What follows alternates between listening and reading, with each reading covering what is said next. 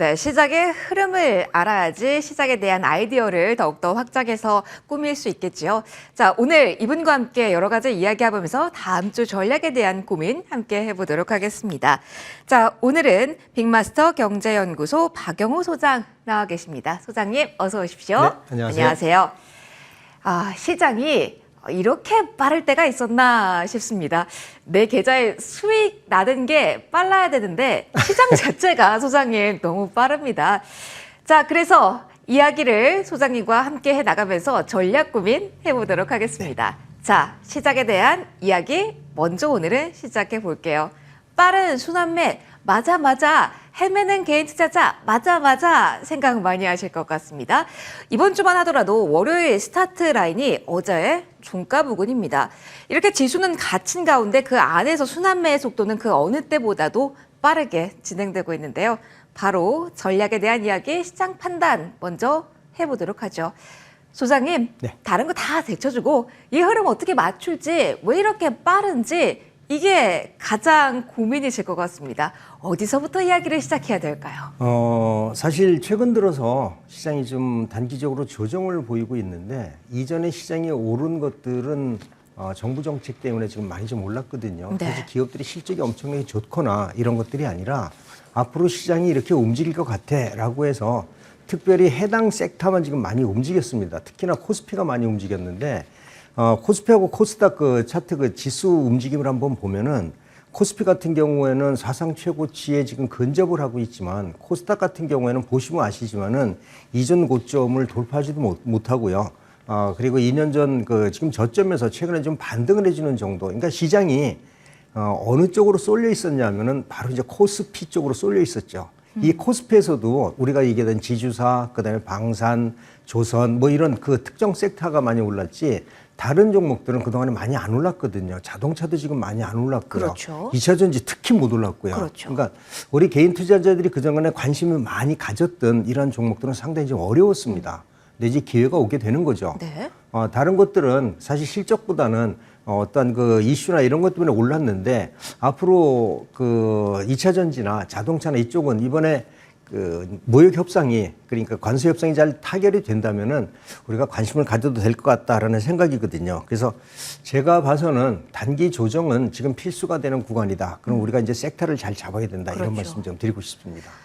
어디를 잡을까요? 그 안에서 키워드를 뭐로 잡을까요? 소장님, 그러면 요즘 뭐 관세 이야기는 저희가 뒤에서 하겠지만 일단 실적이라는 키워드의 민감도도 상당히 높더라고요. 그렇죠. 예. 그러면 실적이 좋았던 곳에 더 기회 요인을 더 보시는지 아니면 실적에 조금 미스가 난 쪽에서 반전을 노릴지 시즌 활용법은 어디에 포커스 맞추실까요? 사실 실적이 좋은 곳들은요. 네. 많이 올랐습니다. 그렇긴 합니다. 야, 정말 많이 올라서 더 갈까 봐요, 소장님. 더 갈 수 있을까라는 좀 걱정도 좀 있거든요. 그러니까 저도 지금 실적이 좋은 종목, 앞으로 좋을 거로 예상되는 종목들에 대해서는 야, 내가 여기서 매수를 할까라는 고민도 좀 하고 있습니다. 소장님도 하시네요. 예, 그런데 그동안에 많이 저점에서 처져 있던 종목들은 이번에 관세 협상을 계기로 아마 무언가 바뀌어질 것다라는 것 생각이기 때문에 그동안 오르지 못했던 섹터 이런 쪽에 더 관심을 가져야 될 것 같아요. 하지만 지금 이 섹터에서도 앞으로 더 좋아질 것 같은 섹터가 있습니다. 좋은데 더 좋아지는 네, 거다. 더 좋아질 것 같은 섹터. 이 섹터들 한번 살펴보면은요, 사실 이제 전력기기를 좀 볼 수 있거든요. 전력기기는 이렇게 좋을 줄 저도 예상을 좀 못했습니다. 전력기기를 한번 살펴보면은요, 지금 변압기 수출 동향을 한번 살펴보겠습니다. 수출 동향을 살펴보면은 지금 그 6월 달에 사상 지금 최고치입니다. 변압기가. 그렇네요. 그렇다면은 6월 달이면은 2분기잖아요. 그렇죠. 지금 그 여러분들이 차트를 보시면은 저 끝에가 저 6월 달이 마지막 제일 높은데 최근 들어서 2분기 실적이 굉장히 좋을 수밖에 없다라는 걸 보여주고 있는 거예요. 여기에 부과해서 같이 올라가는 것들이 뭐냐면 배전반이거든요. 이 배전반도 한번 살펴보면은요, 최근 들어 3개월 동안 배전반도 계속 높아지고 있는 게 여러분들 보이실 거예요.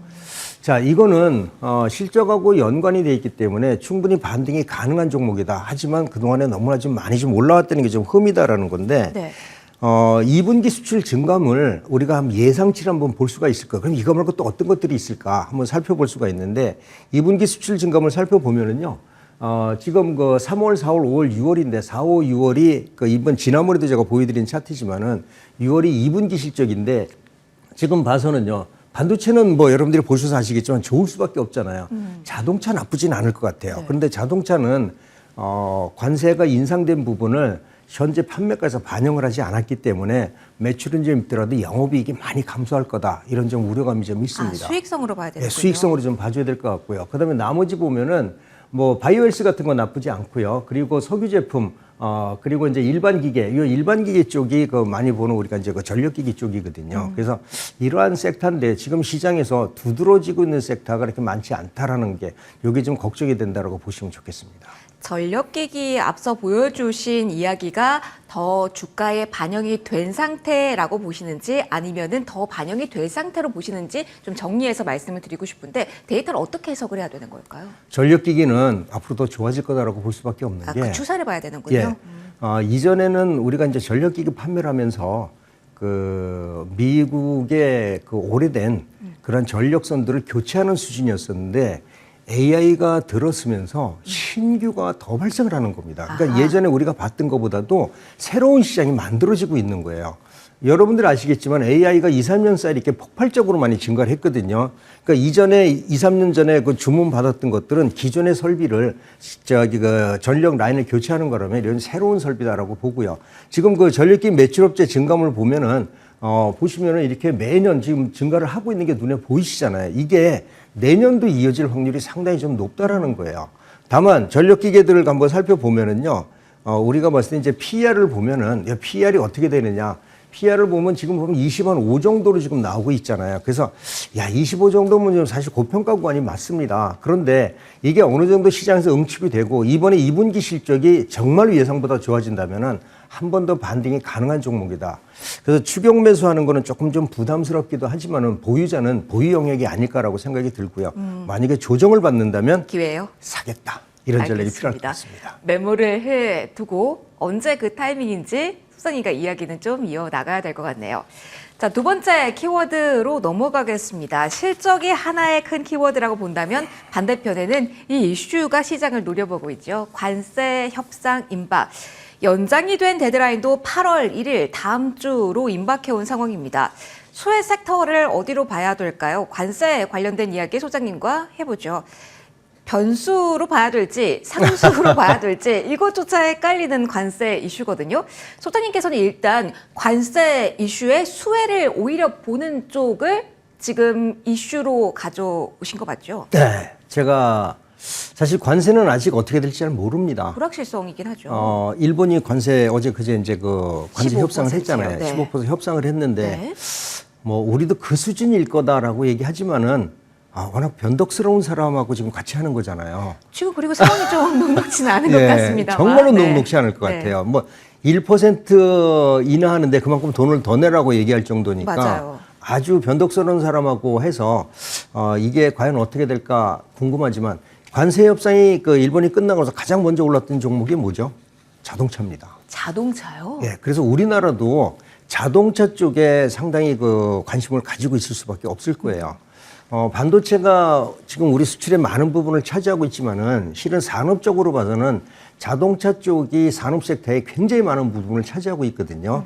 지금 그 1월부터 20일까지 이게 이제 7월 달이 과연 실적이 어떻게 되느냐, 뭐 관세 또 영향이 있겠지만은 이게 7월 달이 3분기 실적을 가늠하는 중요한 그 바로미터인데 지금 봐서는 반도체 같은 경우에는 조금 많이 좀 줄었잖아요. 반도체는 줄어들어서 2분기 그 수출 실적은 6월 달 비지면 줄을 거다라고 좀 볼 수 있고요. 다음에 이제 철강 제품하고 승용차, 석유 제품, 통신기기, 선박, 자동차 부품들은 고르게 지금 어느 정도 안정성을 보여주고 있는 모습이거든요. 그래서 지금 전체적으로 2분기 수출액은 좀 줄어들 것 같아요. 하지만 업종별로 봐서는 나쁘지 않을 것 같다는 생각이 좀 듭니다. 다만 아까 말씀드렸듯이 자동차는 매출은 좋아지되 영업이익이 좀 줄어들 거다 이런 생각인데 여기에서 여러분들이 보셔야 될 게 뭐가 있냐면은 통신기기가 하나 있습니다. 통신기기는 지금 보시면은 그 수출이 전월보다도 많이 늘어났거든요. 저기 워낙 비중이 작아서 그렇지 전체적으로 섹터만 뭐 많이 늘어났는데 아마 이게 이번에 폴더블 폰에 대한 영향이 상당히 크다라고 보거든요.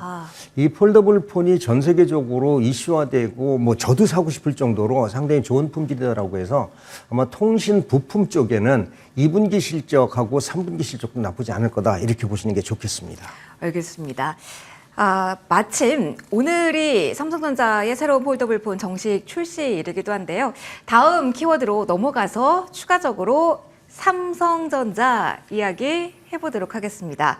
8만 원이 멀지 않은 이유는 물음표 달려있습니다, 소장님. 2주 전에 SK 하이닉스 이제는 말고 삼성전자입니다 라고 소장님께서 말씀해 주신 걸 제가 메모를 해놓거든요. 네. 여러 가지 모멘텀이 겹쳐는 있습니다만 한 걸음 한 걸음이 발걸음이 너무너무 무겁습니다. 팔만전자에 대해서 속도감 있는 팔만전자를 소장님 보시는 걸까요?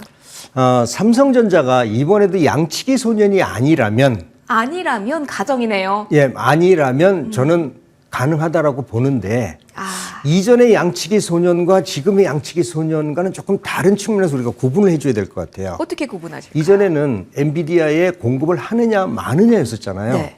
근데 지금 삼성전자 얘기 나오는 거는 수율 가지고 얘기하고 있습니다. 이전에 수율이 아니라 네.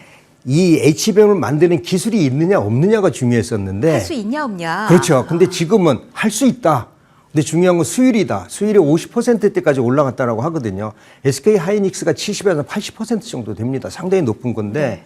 최근에 들어 삼성전자가 60%까지 진입을 했다라는 얘기들을 지금 하고 있어요. 이 얘기는 이제 삼성전자도 HBM 만드는 것은 당연한데 과연 어느 정도의 그 수율을 가지고 만들 거냐. 그러니까 아직도 수율이 곧 기술이거든요. 그렇죠. 기술은 아직은 삼성전자가 SK 하이닉스를 못 쫓아가지만은 이 SK 하이닉스보다도 삼성전자의 그 HBM에 대해서 누가 기대를 가지고 있냐면 바로 AMD 같은 회사가 기대를 가지고 있습니다. 지금 그 HBM 같은 경우에는 지금 보시지만은 삼성전자하고 마이크론, SK 하이닉스 세 개 회사가 전 세계를 장악하고 있는데 물론 SK 하이닉스가 전체 물량의 60% 이상을 지금 장악을 하고 있습니다. 근데 이게 필요한 회사는 엔비디아만 있는 게 아니라 엔비디아하고 유사한 그 GPU를 만드는 그 ADM이라는 그 AMD라는 회사가 AMD 도 있는데 있죠. 뭐 그다음에 뭐 다른 회사들이 많이 있어요. 자, 삼성전자보다는 SK 하이닉스 품질이 좋습니다. 좋은데 이거를 엔비디아가 쓰지 않는다면은 어떻게 될까? 지금 AMD나 이런 그 경쟁 회사의 제품이 들어가면서 경쟁을 불러일으킬 수밖에 없다는 거죠. 그래서 아마 엔비디아도 고민을 하게 될 텐데 엔비디아가 지금 이제 그 보시면은 지금 DGX H100하고 그다음에 B200이 있는데 이거는 게임이 완전히 다른 그 GPU입니다. 네. 처리 속도를 한번 살펴보면은요. 처리 속도를 한번 살펴보면은 지금 강화된 AI 훈련 성능 이게 이제 가장 중요한 거고요. 그다음에 여기는 언어 모델 추론 속도입니다. 속도 같은 경우는 실시간 처리량은 한 5배 정도 지금 그 늘어났고요. 그다음에 훈련 성능은 AI 그 우리가 얘기하는 러닝 성능은 속도는 3배 정도 크거든요. 이거를 중점적으로 팔려고 하는데 이 시장을 공략할 거는 아마 여기는 아마 제가 봐서는 하이닉스 쓸 것 같아요. 근데 기존의 H100이라든지 그 다른 것들은 삼성전자 거를 사용할 수밖에 없다. 만약에 여기를 사용하지 않아서 그동안에 HBM 없어가지고서 GPU를 많이 못 만들었거든요. 그렇다면은 다른 데 가면은 경쟁 회사가 커지기 때문에 엔비디아가 어쩔 수 없이 삼성전자를 써야 된다는 게 제 생각이에요. 삼성전자 기대해도 된다 이렇게 말씀드릴게요. 주목까지 불끈 드시고 된다 해주셨습니다. 팔만전자 물음표가 또 느낌표로 바뀌는지 한번 바뀔 겁니다. 바뀔 겁니다. 이야기해 주셨습니다. 예. 삼성전자 이야기를 오늘 해봤습니다. 자, 이제 포인트를 쭉 봤으니까 그래서 이런 메가 트렌드 속에 어디를 봐야 되는 건지 이게 가장 중요할 것 같습니다. 삼성전자에 대한 이야기는 콩콜 다음 주 이후에 추가로 할 수 있을 것 같고요. 자, 소장님, 그러면 관심주 하이라이트 이어서 봐야죠. 지난번 제가 방송할 때는 반도체 관련주를 제가 말씀드렸어요. 네. 벌써 이제 사전에 이런 얘기들이 나올 것 같아서. 맞아요. 삼성전자 향을 보자 이야기해 주셨죠. 예. 근데 오늘은 지난번 반도체 했으니까 오늘은 전력기기에 관련된 얘기를 좀 하고 싶은데 네. 이 전력기기 중에서도 태양광 쪽을 얘기하고 싶어요. 태양광의 가장 중요한 거는 우리가 솔라 패널과 그 다음에 뭐냐면 ESS 시스템이거든요. 지금 미국에서는 이 ESS 시스템이 괄목할 만한 성장을 이루고 있습니다. 이 ESS 시스템에 보면은 우리가 이제 그 케이스라고 해서 우리나라에서 공급하는 회사가 있는데 이 회사가 아마 세계에서 가장 큰 회사일 거예요. 바로 서진 시스템이라는 회사입니다. 서진 시스템 하면은 반도체가 한 굴레고 그다음은 맞습니다. ESS인데 오늘은 ESS의 포인트를 줘서 서진 시스템 보시는 거라고 그렇죠. 하면 될까요? 네. 예전에는 통신회사였었는데 네. 통신부품회사였었는데 지금은 전체 매출의 30~40%가 지금 ESS 시스템이고요. 아하. 나머지 한 20% 정도가 반도체 그 시스템 쪽이거든요. 그래서 앞으로 새로운 성장 동력이고 그리고 이 회사가 기가프레스를 가지고 있습니다. 알루미늄 하는 테슬라와 같은 기가프레스를 가지고 있는데 여기에서 생산되는 그 멀티 케이스가 가격이나 성능이나 상당히 우수하다고 합니다.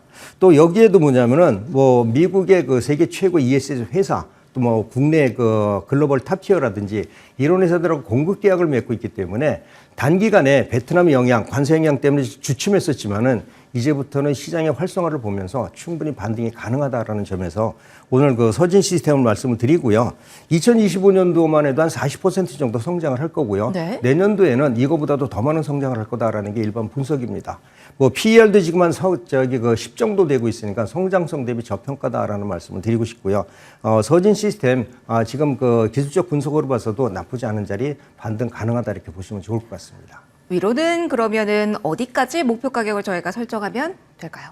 1차는 뭐 고점 부근이 27,000원 정도 제가 설정을 해드리고요. 네. 지지할 건 19,000원인데 그동안의 그 기술적 분석이나 시장 움직임을 보서는 위로 반등이 가능한 종목이다 이렇게 해보도록 하겠습니다. 알겠습니다. 메가 트렌드 ESS 관련해서 서진 시스템 오늘 추천 종목으로 받아봤습니다.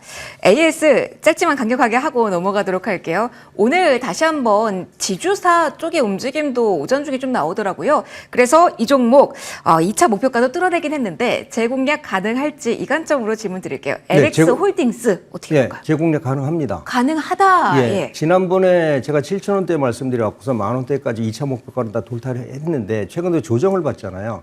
지금 시장은 실적보다는 이런 정부 정책이 앞으로도 지속될 거다라는 말씀을 좀 드렸기 때문에 이런 지주사 관련주들은 새로운 정책이 나오면서 추가 반등 가능하다라는 점에서 저점 매수 가능하다 이런 전략 드리겠습니다. 어두쯤 왔을 때 매수를 하면 될까요? 예, 사실 조금 더 내렸으면 좋겠는데. 조금 더? 네, 기다렸다가. 예, 조금 더 기다려서 내렸으면 좋겠다라는 생각이 듭니다. 그래서 지금부터 뭐 분할 매수에도 크게 무리가 없다 이런 전략 필요할 것 같습니다. 재공략은 가능하다. AS까지 받아봤습니다. 메가트렌드 시간이었고요. 박용호 소장과 함께했습니다. 소장님 고맙습니다. 네.